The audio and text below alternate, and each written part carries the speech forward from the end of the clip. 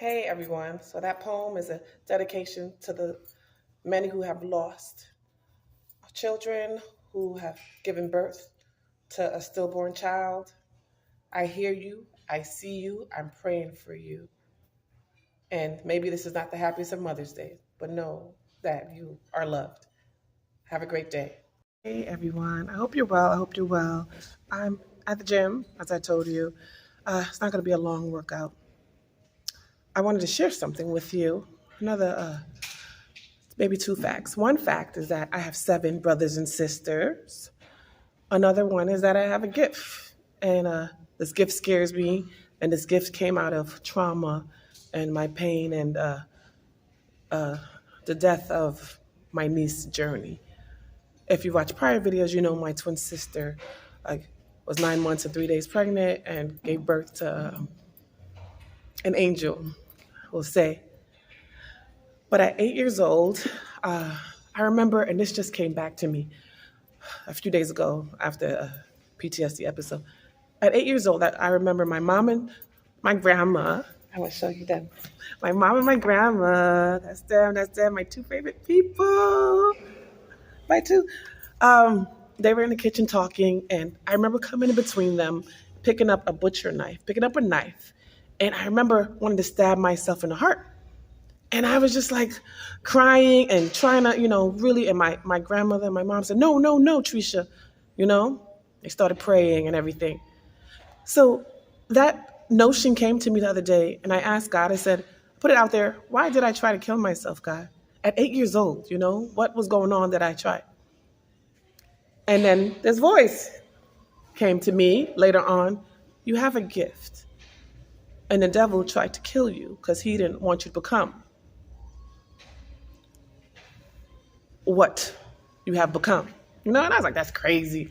That's crazy. That's crazy. Like, what have I become? What have I become? Who could have used this? Who am I to become something, right? At that thought. And so anyways, the gift is I know things. I don't see dead people, but I know things. I know things, I hear things, I reveal things. And I tell you about this one incident at church today. They were giving out roses for mothers, and this lady started crying. She started crying, and a man came over and gave her a rose. And I said, the pastor said, please stand for all the mothers, and she didn't stand up. But this man gave her a rose, and I said, oh, my spirit said, she lost a baby. She lost a baby. Go over there and hug her. Go comfort her. Go pray for her. I was like, nah. Now I'm in his back. Leave me alone. Leave me. I don't really talk to myself like that, but when his voice bothers me, I'm like, leave me alone. Go find someone else. Leave me alone. And I'm in church. I'm trying to listen to the message. The voice said a second time, go pray for that lady. Go hug her. Go comfort her. Go let her know that I have not forgotten her. I said, leave me. And then I said the third time, I got up. I went over and I said, I'm so sorry for your loss. I hugged her, I prayed for her, and I let her know God has not forgotten her. Later on, I found out her name was Grace. So I'm here to say to all the Graces of the world, to the Natashas, to everyone else, to the Jackies and the Anne Maries, to the whoever else, I hear you, I see you, God has not forgotten you. I also, one time I was walking to the dollar store, and I walked past this guy. He was in uniform. 3 times I walked past him, and he finally said, ma'am, are you okay? Why do you keep walking past me? And I said, can I tell you something? And he said, okay, sure. I took a deep breath and I said, it is I who is speaking to you, but I'm not talking to you. And then I said, it is I who is talking to you, but it is not I who is speaking to you. And he said, okay. And he looked left and he looked right. And I said, you cannot protect a community that you hate. I said, you need to learn how to love the people you protect and serve. And he said, what do you mean? I said, officer, you know what I mean. You need to learn how to love the community you serve. I said, how long have you been an officer? He said 16 years. I said, for 16 years, you've been patrolling black and brown communities and you do not like them. And I said, I already know your story. Your father was the racist person ever. He could be the leader of the KKK. Your father ingrained you. He taught you to hate. He taught you. Your father didn't show you love. He was a military man. So I was like, your father was a military man. He was very hard on you. He didn't show you love. He didn't really spend time with you. And I said, you have another opportunity to do it better with your son. And he didn't tell me he had a son. I just knew. And I said, I need you to talk to your son. And I need you to tell him something. And he said, what do you need me to tell my son? I said, I need you to tell him that you love him and that you are proud of him. And he said, no one showed me that. No one told me that. My father, I said, you have the ability to break generational curses.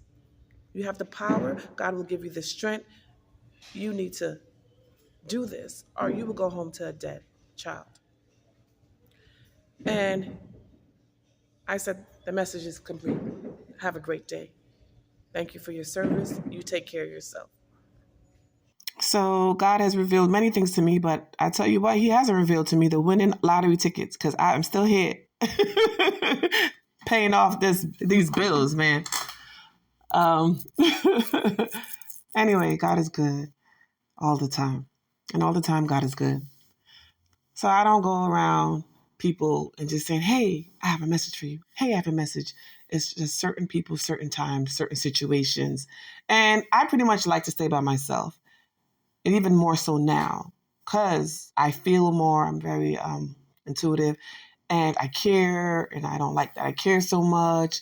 And remember I told you that I speak to people on the street, unhoused people, homeless people? Well, the other day, the neighborhood drunk, I'll call him, he was on the floor. I was going to play Keno. He was on the floor. That's a number game, by the way. And I said, hey, let me help you up, and another guy came up and we helped him up. He just stumbling around.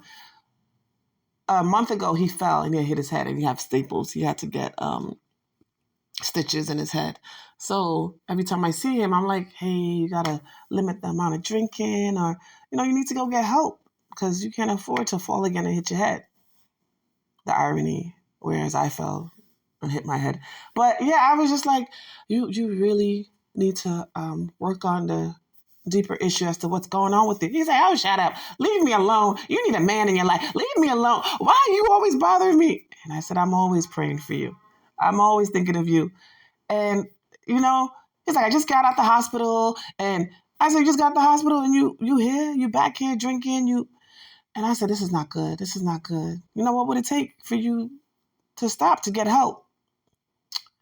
So I really, really, really am praying to care less. I really am.